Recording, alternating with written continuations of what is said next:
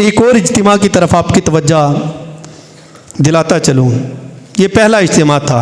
एक और बड़ा बाकमाल इज्तिमा हुआ जिसमें इंसान थे और बाकमाल इंसान थे। अहम तरीन इज्तिमा हज्जतुल विदा है।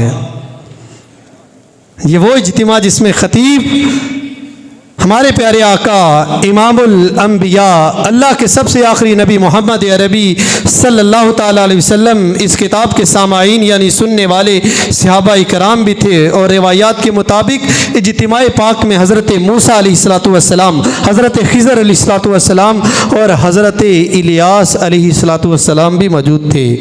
ये इंसानी तरीक़ का वो अहम इज्तिमा था जिसमें रसूलुल्लाह सल्लल्लाहु ताला अलैहि वसल्लम ने खुतबतुल विदा इरशाद फरमाया। ये वो अज़ीम शान इज्तिमा है कि ऐसा खुतबा इंसानी तारीख़ में ना हुआ ना हो सकता है।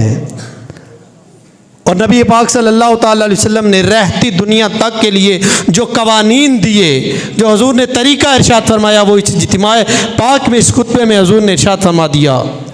ये वो मुबारक खुतबा था कि जब नबी पाक सल्लल्लाहु ताला अलैहि वसल्लम ने इरशाद फरमाया किसी गोरे को काले पर कोई फजीलत हासिल नहीं, किसी अरबी को किसी अजमी पर कोई फजीलत हासिल नहीं। नबी पाक सल्लल्लाहु ताला अलैहि वसल्लम ने वह नॉमिनेट किया, हुज़ूर ने मेंशन किया कि किसी को कोई किसी पर फजीलत हासिल नहीं है। फजीलत अगर हासिल होगी तो अल्लाह के कुरान के मुताबिक उसे हासिल होगी जो साहिब तकवा वाला होगा, जो शरीयत की पाबंदी करने वाला होगा,